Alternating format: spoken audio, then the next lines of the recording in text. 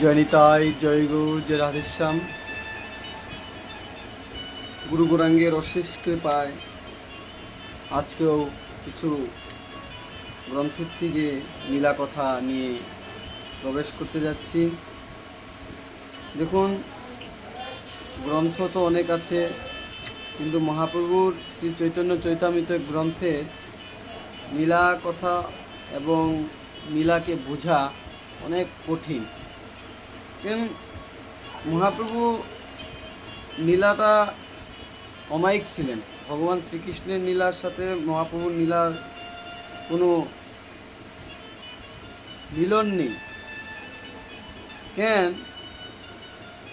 মহাপ্রভু ভজন মার্গে ভক্তদেরকে অনেক নীলা দেখিয়ে দিয়ে গিয়েছে। মহাপ্রভু একমাত্র ভজনের জন্য আমাদেরকে এই কলিযুগ জীবকে উদ্ধার করার জন্য এই কলিযুগে অবতার নিয়েছেন ভগবান শ্রীকৃষ্ণ মহাপ্রভুর রূপ নিয়ে। দেখুন, মহাপ্রভু বারবার গ্রন্থে বলেছে যে গুরুমুখ পদ্মবাক্য চিত্তেতে করিয়া ঐক্য, আর না করিও মনের আশা। দীক্ষা, অনেকে জিজ্ঞাসা করে যে দীক্ষা কি বস্তু। দেখুন, জড়া জগতে ভগবান গুরুদেবের কিছু নীলা কথা বলেছে যে জড়া জগতে গুরু একমাত্র আমাদের জীবনের মূল। গুরু না হলে আমরা এই ভবনদী পার হতে পারবো না। অনেকে জিজ্ঞাসা করে যে দীক্ষা নেওয়া মাত্রে গুরুদেব তো এত ভজনশীল, গুরুদেবের কেন শারীরিকভাবে এত বেমার আজার, অনেক কিছু গুরুদেবের থাকে। দেখো, লক্ষ লক্ষ পাপ গুরুদেব এক শিষ্যের থেকে যখন নিয়ে নেয়, তখন গুরুদেবের কিছু বস্তু ভজনের দ্বারায় চলে যায়, কিছু বস্তু শারীরিকে গুরুদেব কষ্ট পায়। এখন যদি শিষ্য যদি ঠিকমতো যদি ভজন না করে, তাহলে তো গুরুদেব কষ্ট পাবেই। গুরুদেব আমাদেরকে ভক্তিমার্গে ঢুকানোর জন্য অনেক চেষ্টা করে, ভগবানের কাছে প্রার্থনা করে। গুরুদেব আমাদের জন্য এতটুকু কিছু করছে, কিন্তু আমরা কি করছি? গুরুদেবের আদেশ পালন করছি।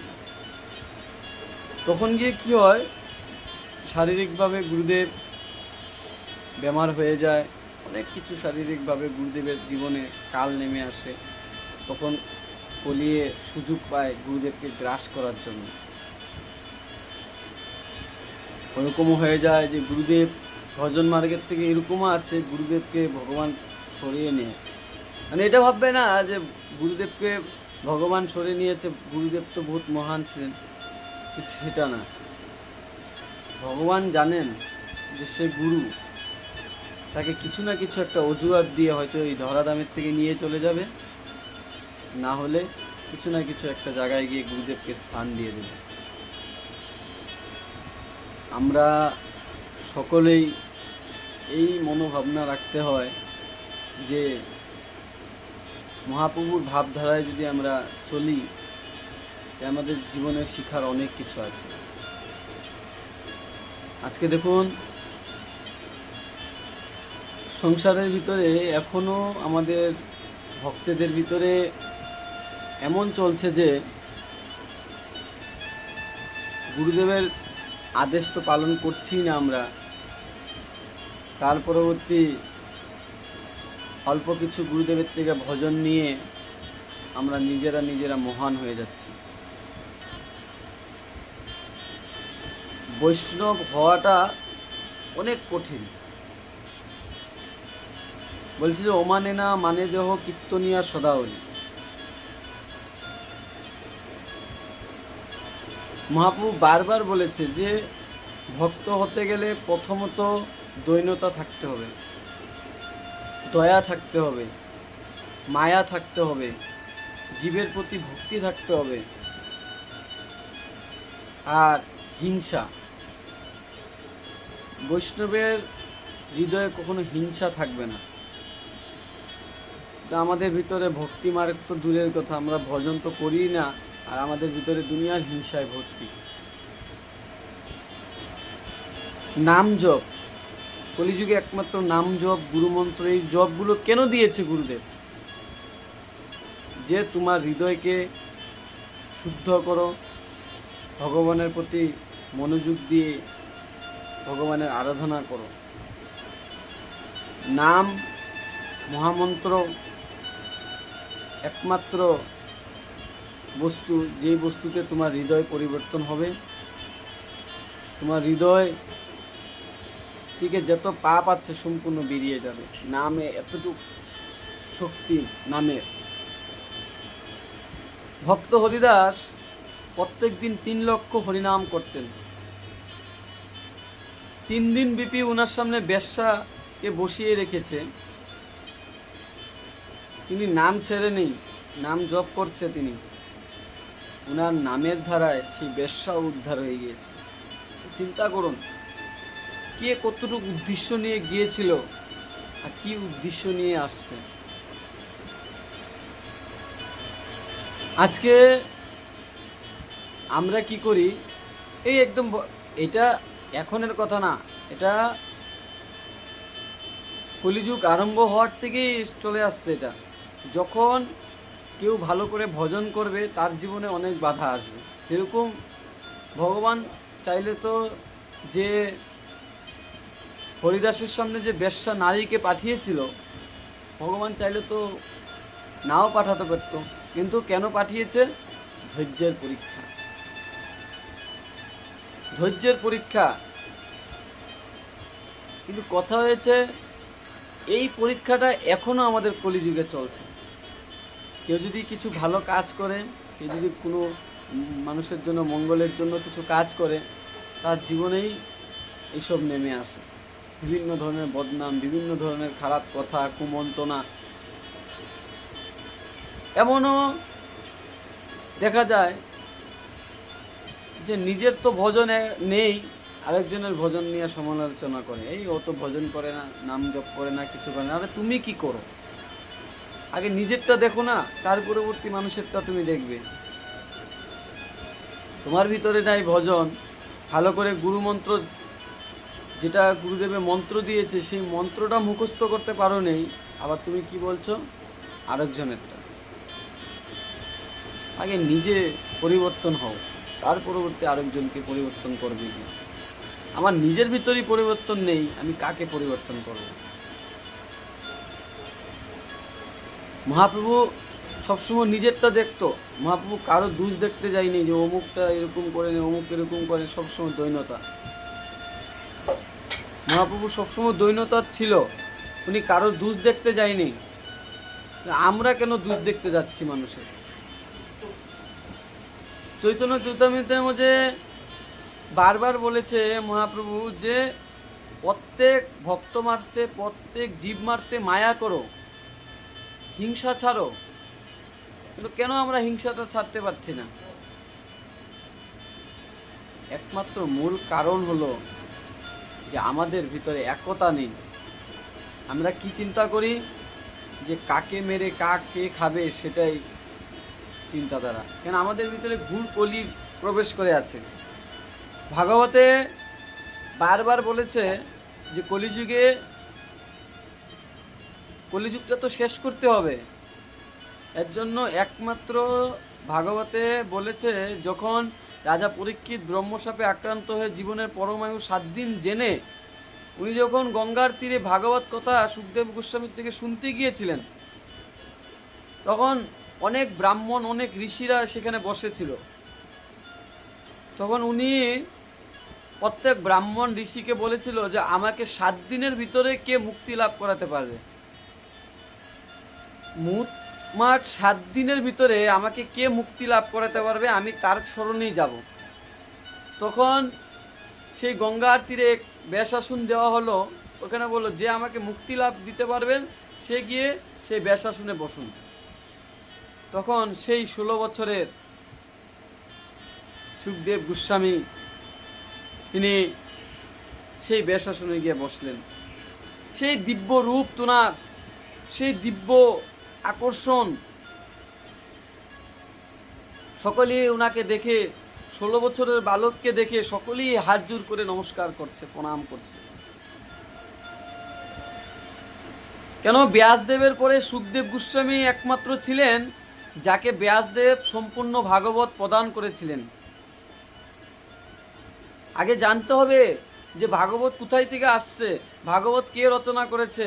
আমরা ভাগবতের সম্বন্ধে কিছু জানি না, কিছু পড়ি না, খালি ভাগবতের একটাই পাঠ খুলে একটু পড়ে দিলাম, সেটা নয়।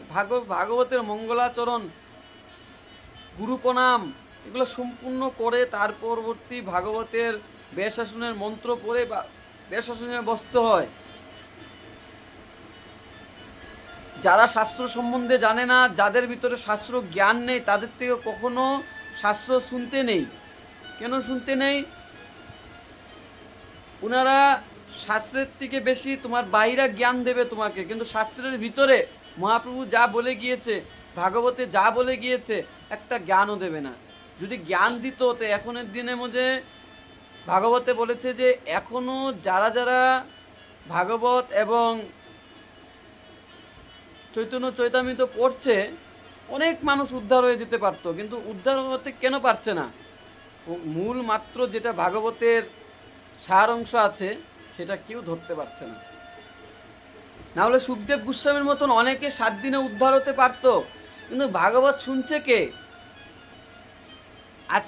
আজকাল বহিরঙ্গের জগৎ, ভাগবতে মহারাজ কি বলছে কেউ শুনে না। যেখানে বহিরঙ্গ আছে ওইখানেই মানুষ বেশি ভালোবাসে, কিন্তু অন্তরঙ্গ কেউ ভালোবাসে না। কলি এমন প্রভাব দিয়েছে সবার ভিতরে, এর জন্য কেউ পারছে না এখনো ভালোভাবে ভাগবতটা, গীতাটাকে অধ্যয়ন করার জন্য। আরে একবার গীতা ভাগবত খুলে দেখো, গীতা আমাদের সংসারের চরিত্র। যদি একবার গীতা পড়তে পারো, সংসারের সম্পূর্ণ চরিত্র এই গীতার ভিতরেই আছে। ভগবান বলেছে যে ধর্মক্ষেত্রে কুরুক্ষেত্রে সমাবেতা যুধিষ্ঠ মামেকা পাণ্ডবা চৈব কিং কুরুবত সঞ্জয়, প্রথম শ্লোক।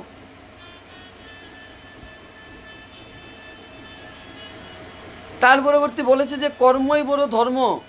আরে ভগবান কোন কর্মের কথা বলেছে সেটা আগে দেখো না।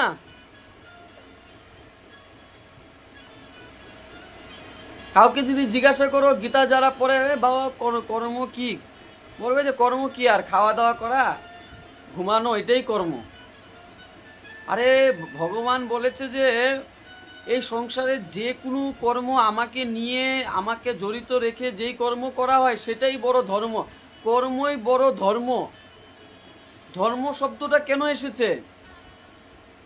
যেই কর্মেতে ভগবানকে জড়িত রেখে কর্ম করা হয় সেটাই ধর্ম। আজকে অনেক মানুষ আছে যারা সংসারের ভিতরে,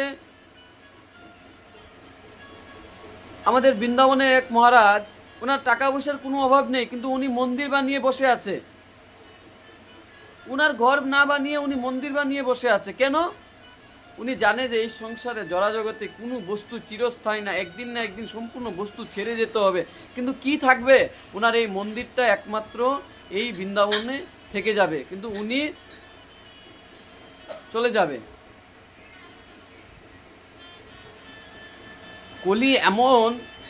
কলিতে বারবার বলেছে মহাপ্রভু, বারবার বলে গিয়েছে যে কলিতে আবারও যদি না আসতে হয় সেই চিন্তাধারা করো। কলিতে যদি আবারও আসতে না হয় সেই চিন্তাধারা করো। কলিতে যদি আবারও আসতে হয় তাহলে কলি বহুত ভয়াবহ। একবার চিন্তা করো যে কলির অন্তিমে কি ভয়াবহ হবে। কে দেখতে হবে কলির অন্তিম সময়টা?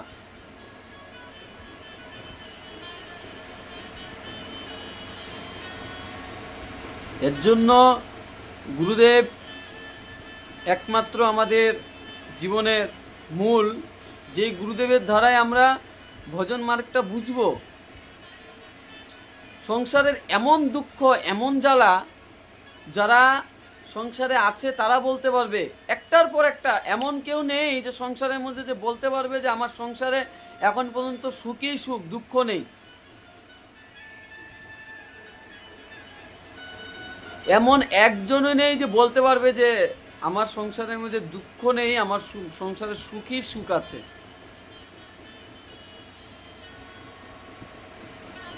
সংসারের ভিতরে কখন গিয়ে সুখ আসবে? যখন আমরা কৃষ্ণের সংসার করব, কৃষ্ণকে নিয়ে সংসার করব।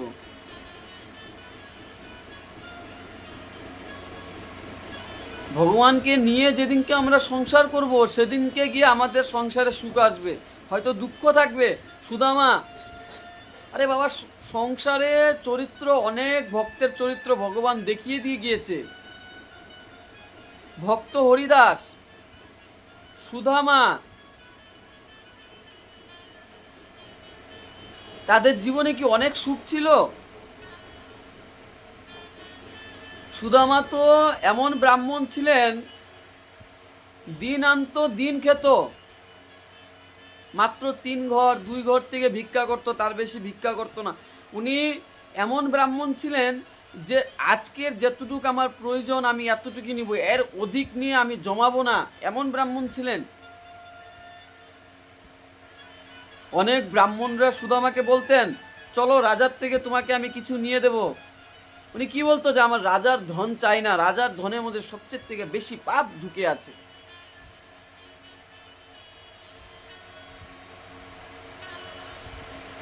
তার ভজনে, তার সাধনায় আজকে দেখো ভগবান শ্রীকৃষ্ণ নিজে উনার চরণ ধুয়েছে। তো এমনই সংসারের বস্তু যে কলিযুগে ভগবান পাওয়াটা অনেক কঠিন, অনেক পরীক্ষা দিতে। আরে সুদামা পরীক্ষা দিয়েছে, হরিদাস পরীক্ষা দিয়েছে, তোমাকে কি ছেড়ে দেবে? আর আমরা অল্প কিছু যন্ত্রণা পেয়ে কই না ভজন টজন করবো না, কৃষ্ণ নাম করবো না, এখানে অনেক কষ্ট। আরে বাবা, কষ্ট তো আছে, কষ্টটাই তো পরীক্ষা ভজনের। ভজনের মূল পরীক্ষাটাই কষ্ট। তুমি যদি কষ্ট না করো তাহলে তুমি ভজন মার্গে আগ বাড়াবে না। আর ভজন মার্গে নিজের প্রতিষ্ঠা লাভটা চিন্তা না করে তুমি ভগবানের চিন্তা করো যে হে প্রভু, হে সচ্চিদানন্দ বিগ্রহ, তুমি আমার, আমি তোমার।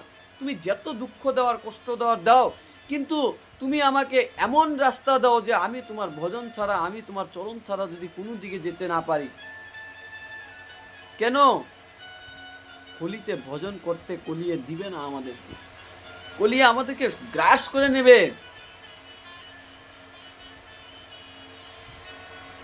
একমাত্র রাস্তা শ্রী গুরুদেবের কৃপায় আমরা যদি ভজন মার্গে যেতে পারি। দেখো, শিষ্য, গুরুদেব শিষ্য কেন করে? জন্ম জন্মান্তরের সম্বন্ধ গুরু আর শিষ্যের। আজকে যদি আমরা যদি আমাদের সম্পূর্ণ পাপ গ্রহণ করতে পেরেছে গুরুদেব, আর আমরা যদি আজকে গুরুদেবের জন্য চিন্তা না করি, তো কে করবে? আরে আমাদের তো সম্পূর্ণ পাপ গুরুদেব গ্রহণ করে নিয়েছে, আর আমরা গুরুদেবের জন্য কি করছি?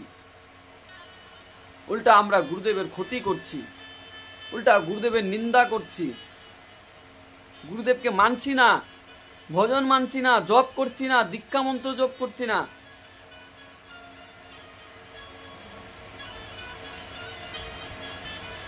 এই সম্পূর্ণ বস্তুগুলো সংসারে এখন চলছে। আজকে যাও, দেখে গিয়ে একবার দেখে আসো ইস্কনে, মায়াপুর ইস্কনে যাও একবার। দীক্ষা নেওয়ার 1 বছর আগে তোমাকে ভজন করতে দেবে, ডেইলি প্রত্যেক দিন 16 মালা জপ করতে দেবে। তাদের মধ্যে বীজ মন্ত্র নেই, হরিনাম মহামন্ত্র দিয়ে তোমাকে দীক্ষা প্রদান করবে। কত সুন্দর ভজন দেবে। আর আমাদের কত সুন্দর বীজ মন্ত্র পেয়ে, এত মন্ত্র, এত কিছু পেয়েও আমরা ভজন করছি না। গুরুদেবের থেকে দীক্ষা নিতে লাগে, নিয়েছি, বছরে গুরুদেবকে আনতে লাগে, আনবো, কিন্তু গুরুদেবের ভজন কিছু করব না।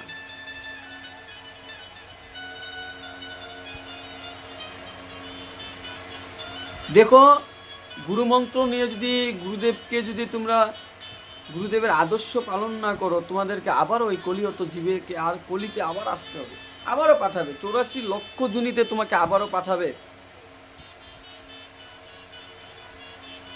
28টা নরকের যন্ত্রণা আবারও ভোগ করতে হবে, আবার কুত্তা, বিড়াল, ছাগল আবারও হতে হবে তোমার। মানব দেহটা পেয়ে গিয়েছো, ভাবছো যে খুব সুখের দেহ। আরে এই মানব দেহ আস্তে আস্তে আস্তে আস্তে বুড়ো হবে, বুড়ো হয়ে তুমি মারা যাবে। তুমি যখন মারা যাবে, তোমার কর্ম দেখে এই নরকের যন্ত্রণাগুলো ভোগ হবে। তারপর তোমাকে যদি কিছু পুণ্য করে থাকো, স্বর্গে পাঠাবে তোমাকে। পুণ্য খতম, তোমাকে আবারও 84 লক্ষ জুনিতে আবারও পাঠাবে। কত বছর বছর পরে তুমি হয়তো কলির লাস্টে আবারও মানব দেহ পাবে। এর জন্য চিন্তাধারা করতে হয় যে এখন থেকে যদি গুরুদেবের আদর্শ পালন করে চলি, ভজন করি, হয়তো আগের জন্মে বা পরবর্তী যে জন্ম পাবো আমি, হয়তো আমার ভক্ত মায়ের ঘরে আমাকে জন্ম দেবে, হয়তো কৃষ্ণ ভক্ত মায়ের ঘরে জন্ম দিবে, হয়তো আমাকে ধামে জন্ম দিবে, যে ধামে আমি ভজন সমাপন করে আমি ভগবত ধামে যাওয়ার রাস্তাটা বের করতে পারবো। ওই চিন্তাধারাটা আমাদের ভিতরে রাখতে হবে যে গুরুদেব কৃপা করে যেন সেই রাধাকৃষ্ণের যুগল সেবা যদি করতে পারি, সেই আমাকে কামনা করো। গুরুদেব হওয়া সেই কঠিন। এত শিষ্যের পাপ গ্রহণ করে গুরুদেব ভজন করতে করতে গুরুদেবের শারীরিক শরীরের কষ্ট হয়ে যায়, বেমার, কত কিছু। আর কিছু ভক্তরা বলে কি গুরুদেব পাপ করেছিল, সেই পাপের ফল পাচ্ছে। আরে বাবা, গুরু হতে এত সোজা নয়। একবার হয়ে দেখো, 2-3 জন মন্ত্র দিয়ে দেখো কেমন লাগে। সংসারে গুরুকেই অনেক পরীক্ষা দিতে হয়। আজকে ভক্ত হরিদাস কি ভেবেছিল যে তাকে সেই বেশ্যা নারীকে দিয়ে তাকে অপমান দেবে, তাকে হেনস্থ করবে, তার নামে বদনাম দেবে, কিন্তু 3 দিন পর সেই মেয়ে লোক হরিনাম করে করে বেরিয়েছে। নামের জোর। যার কাছে ভগবান আছে, ভগবানের কৃপা আছে, হয়তো তার জীবনে অল্প কষ্ট দেবে ভগবান, কিন্তু আবারও তার জীবনে সুখ চলে আসবে। কিন্তু তার পিছনে যে বদমাশি করেছে, তার দুর্গতি যে কি হবে একমাত্র মদন গোপাল ছাড়া কেউ জানে না। এর জন্য জীবনে কখনো কোনো বৈষ্ণবকে, কোনো ভক্তকে অন্তরে আঘাত দেবে না, কখনো কোনো বৈষ্ণবকে অপমান করবে না। যাই হোক, আমরা আজকে প্রথম আমি বৃন্দাবন থেকে ভিডিও করে ইউটিউবে ছাড়ছি। তো আবারও প্রত্যেক দিনই যেদিনকে আমি সময় পাবো এরকম করে ভিডিও ছাড়বো। আর কোনো যদি ভুলভ্রান্তি থাকে আমাকে ফোন করে জানিয়ে দেবেন বা কমেন্টে জানিয়ে দেবেন, আমি সেটাকে সংশোধন করব। আর আমার কথাতে যদি কেউ মনে দুঃখ না নাও, সেটাই প্রার্থনা করেছি। রাধে রাধে, জয় নিতাই, জয় গৌর।